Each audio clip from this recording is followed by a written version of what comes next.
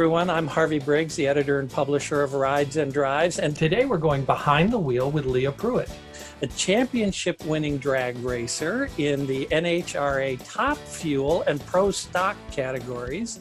She's in her third season with Don Shoemaker Racing, and she's driving the Mopar Dodge cars in both classes and hoping to continue her success from previous seasons. Well, you have 8 career wins, 7 career runner-up finishes in Top Fuel, and in the Pro Stock, you were champion in 2018, correct? So yes, I'm a Top Fuel racer for Don Schumacher Racing for Dodge and Pennzoil, and the class is actually it's factory stock showdown. Factory stock.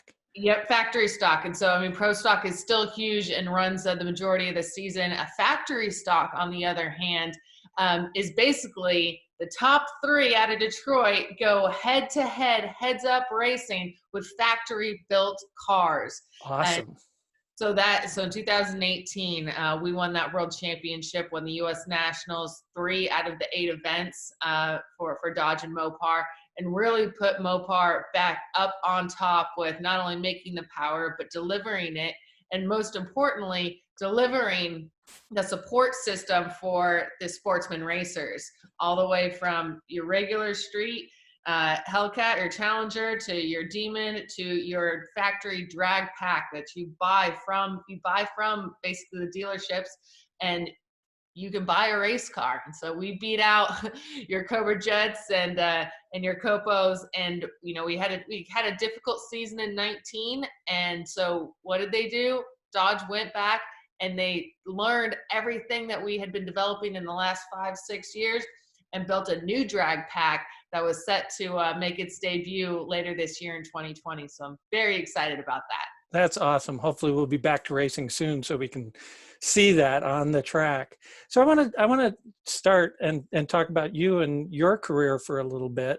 And let's go very early, really easy first question. Where did your passion for cars and racing come from? I think it really started off with a tiny little go-kart that my dad had got my sister and I to rip up and down a really steep driveway in dirt a little bit. But my parents, they owned an automotive repair shop.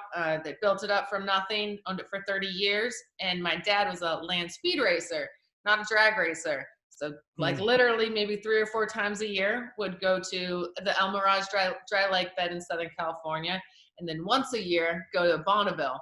So growing up, that's all I knew. And then he's like, man, I'd really like to do motorsports with my 2 girls, with my family, my mom. And I don't have any boys, but that's not going to hold us back. And about that time in 1994-ish, 1992, did the NHRA start the Junior Drag Racing League. So my sister started when she was 8. I watched her race for about 4 years.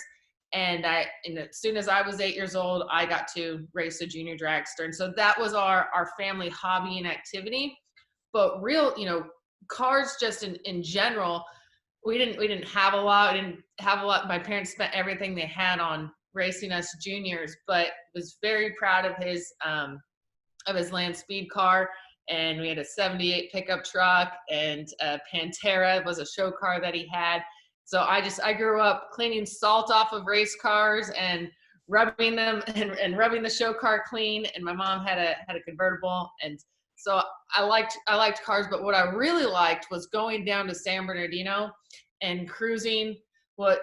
There would be so many car shows and just cruise nights on Thursdays and Saturday nights. I'm not old enough to drive at that point, but I was old enough to hang out with my sister and just really see.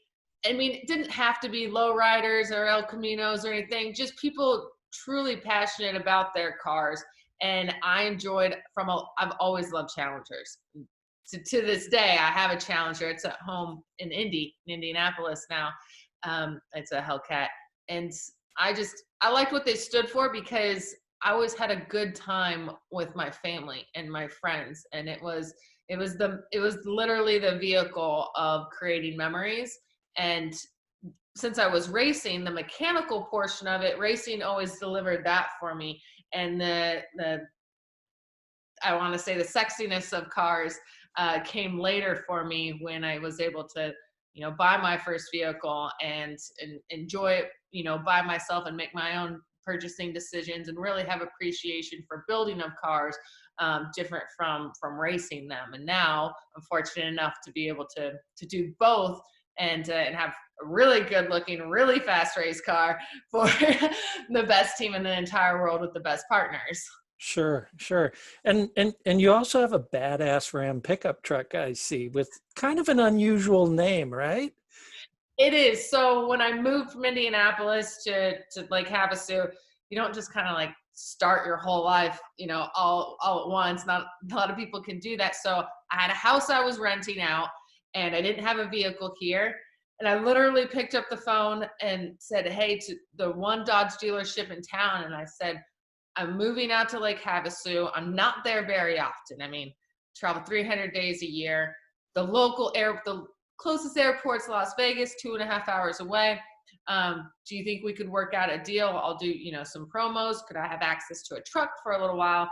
Because I would need to tow the boat, of course. And I couldn't do it with my Challenger. And so they said yes. And we've worked out a couple things and do up until all of this happened. Do promotions. I'd go to the express lane, and it worked really well with all of our partnerships. And then, I mean, she's big, she's white, she has very good presence, and I was like, her name is Vanna White. And That's great. That's great. So, when you were doing that cruising, are there any fun stories from those nights of checking out the car shows and things like that you went and visited? well, so from the beginning, my dad was a car show grand champion with a Pantera. So my first memories ever would be, I mean, literally probably 6 or 7 years old and being told to watch the car as they went off to do whatever they needed to do with their car club or go watch. I would say my sister had a Honda Civic, and that was her car growing up, and I didn't have a car truck yet. And I was so excited going to Riverside one night. It's beautiful out. There's palm trees everywhere that I stood up in her sunroof and she's like slapping my legs. I didn't know I was excited about getting it to go and see all the cool cars. She's slapping my leg. Well, what is coming the other way? A cop had seen that and it flips around and it catches us, and I'm looking at, so she's 16 and I'm 12, and I'm like, oh my gosh. And she gets in trouble, she gets a ticket, and at that point we became best friends because we weren't going to tell mom and dad that I got her first ticket. Which is like $400, which is very expensive for a 12-year-old. Yeah. It took like 4 years. But the cruising portion of it was a reward.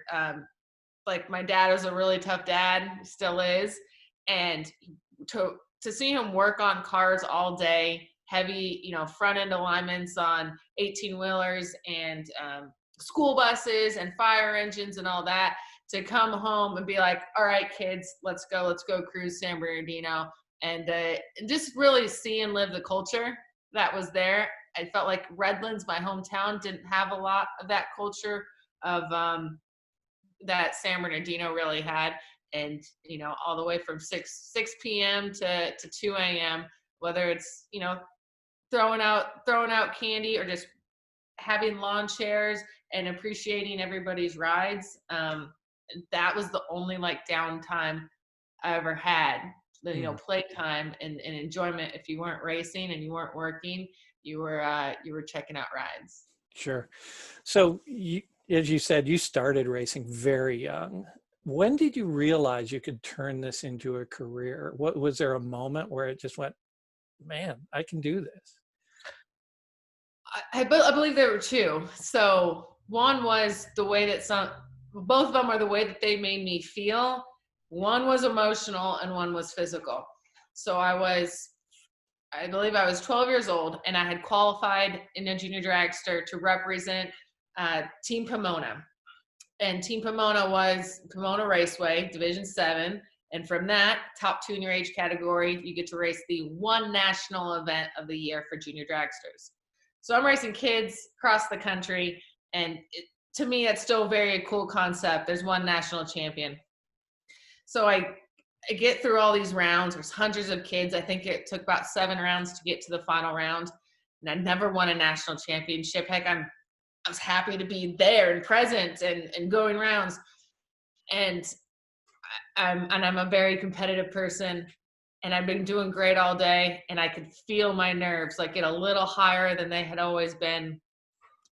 Final round, points are on the line for team points too for a Wally, and I blew it. I red lit. I was in the left lane in Denver, and I to this day, I mean, I felt like I threw away my whole world, my one shot at greatness. My whole life was surrounded drag racing, and this was, the Super Bowl is for a 12-year-old, and I blew it. And I like promised myself that I was going to make that up to myself in some capacity. Fast forward 2018. Leah's out first. Mike Salinas trails smoke, and Leah Pruett breaks the top fuel drought for Don Schumacher Racing. When we did win in the top fuel car, the highest level from the lowest level, that was an emotional win. But at that moment, at 12 years old, racing meant so much to me, and I knew I could feel how bad I wanted it, that there was nothing else in the world that could fill that void.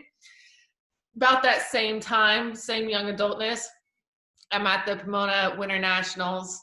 I'm in section 24, road 24. That's where our crew kind of hung out, like my junior drag racing friends and I. We're watching the big dogs race, and it was at that moment, and Eddie Hill was actually running, and I don't know what it was about his car and him running, and I had always been an Eddie Hill fan, but it hit me for the first real time of the vibrations, the nitro, that entire day of racing. There were a lot of blowups. There were a lot of pedal fests.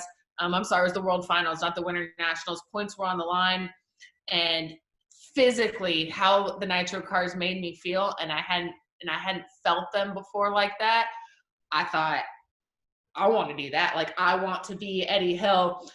Everything about it, from burnout to turnout to in the pits to watching them service the car to do everything they can to get back in the lanes to beat the brakes off the next guy. Like, I was in heaven. So between emotionally how I felt about what drag racing and competition gave me to the unparalleled feeling of nitro racing, I thought, okay, I want to be a professional race car driver. And then from there, kids at school just like laughed and turned their head and didn't know what I was talking about. And then I just worked with my family and partners and did everything I could to get to the next step that would lead me to it. Great. So describe to us, a lot of my readers and viewers are racing fans, but maybe not drag racing aficionados. So describe that to someone. What are the nuances someone should look for and look at that make drag racing so special when they go to an event or maybe watch it on TV? What should they be looking for? Sure. No, that's a great question. So let's just start off with those that are watching. They see a car go forward and they back up, and all of a sudden then you see them launch again. The number one thing is first one to the finish line wins, right? But it's the hundreds of steps before that make or break that. For instance, why are there so many people on the starting line? Right? You look at that, you see a car, well, that's that crew. Well, what is that crew doing? So let's just say the nuances to look for. This is in Top Fuel and Funny Car Racing. Pro stocks, they have different lines. Usually where you roll through the water, you get past the water, somebody signals another person in front of the car to signal the driver to then do the burnout. Where that burnout happens is usually not where you're going to launch the car. But a lot of people think that it is. You just burn out and launch. So there's that pad that you burn out at, you wet and run, changes pair to pair to pair to pair. So crew chiefs are constantly up there on the line watching and seeing how the rubber is changing between each pair, what's being left down. If somebody blows the tires off in front of us, and that's the line we had chosen, there might not be rubber there anymore, and it might just be some bald patches. Well, I'm not exactly going to back up and then turn out in it. I'll roll through the water box, and I'll have my steering wheel cranked. It kind of feels like driving a big wheel, or like a big rig.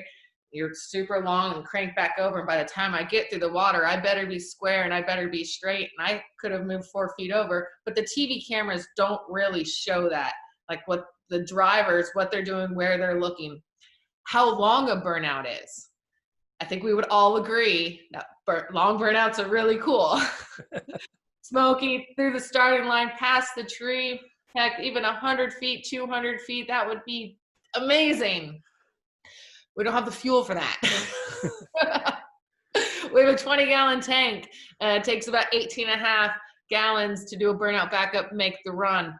If anybody slows us down, if our competitor has an issue backing up, maybe their idle's not right, they can't get in and forward, they have to take a long time staging, every 10 seconds is about a half gallon. So 20 seconds, you're at a gallon. Now you're out of fuel. Now your weight distribution in the front of the car is off. You're potentially now going to smoke the tires just because of time management.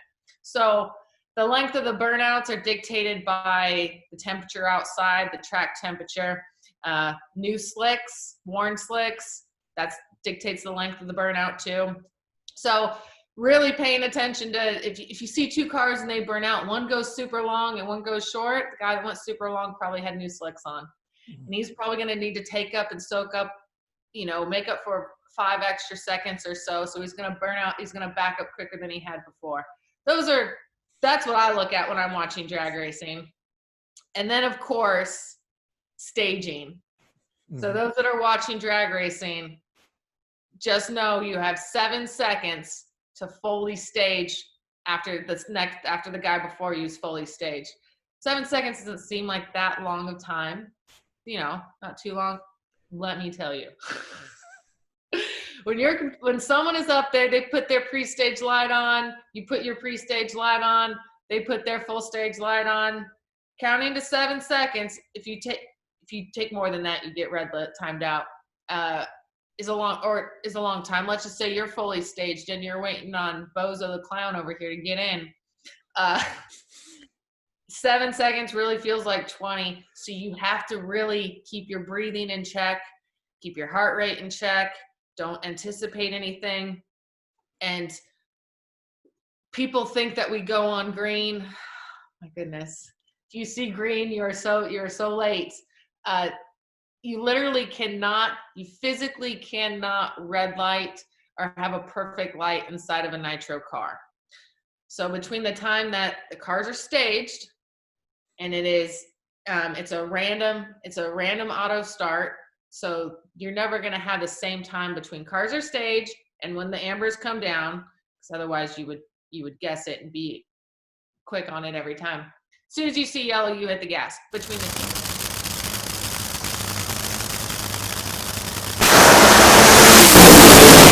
the human reaction time, the car's reaction time, and moving through the beams. You're never going to be less than a trip zero, and you're realistically not going to be less than what we call an 030 light.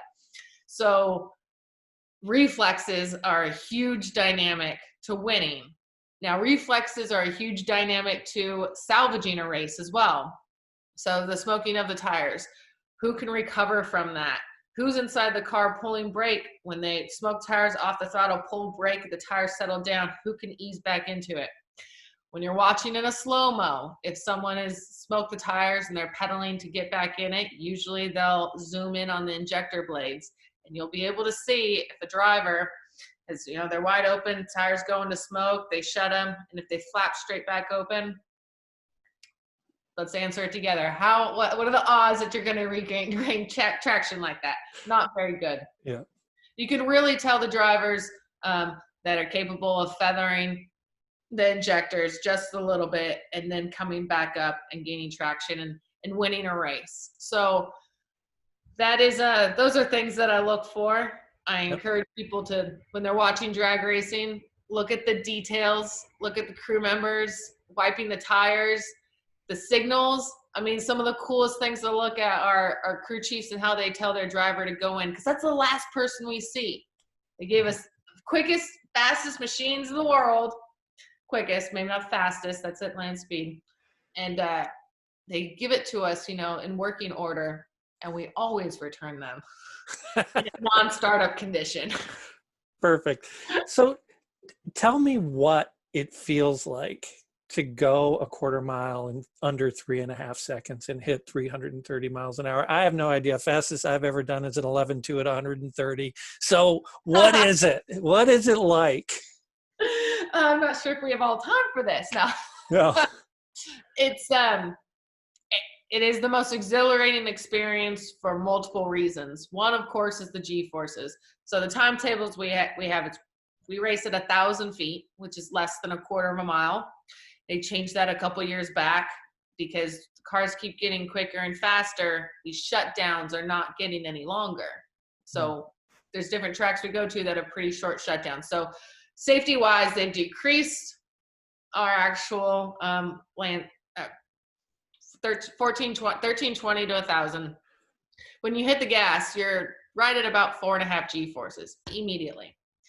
And most people think that's the most impactful part of the run. Contrary to belief, it is not. So you hit the gas, climb up, and I'm giving it as a data acquisition of a graph here. So you hit 4.5 G-forces. Now timing gets put in, and the clutch and the motor start to grab. They start to come 1-to-1. You're at about 350, 400 feet in the track. You are continuing to accelerate to 6. The most G-forces I've ever experienced are 6.3 Gs. And that is a big difference than 5, maybe 7.5. You're on a hot track and only going 320 miles an hour compared to a 335 mile an hour pole. You don't know at the finish line that you're going that fast. At 300 feet that you have a hot rod underneath you, and it's pushing you not back and down in the seat, but it actually pushes you back and up in the seat. It wants to push you up. So early on whether you're on a good pull or not. And at that point, the more back and the more up, the more your restraints are keeping pulled down. And that's when you feel this F-16 type of moment of everything's narrowing, closing in quicker and quicker. And at that point, by the time you realize you're on a good full pull, time to take your hand off, your right hand off of your butterfly steering wheel, reach over, hit the trap. You're approaching the traps, hit the parachutes, then you release your throttle, then you grab brake, all within 3.6 seconds. So you would like to call it, you want to have the natural ability and you want it to come naturally, but it's when things happen that you need to react to that you don't have time to think.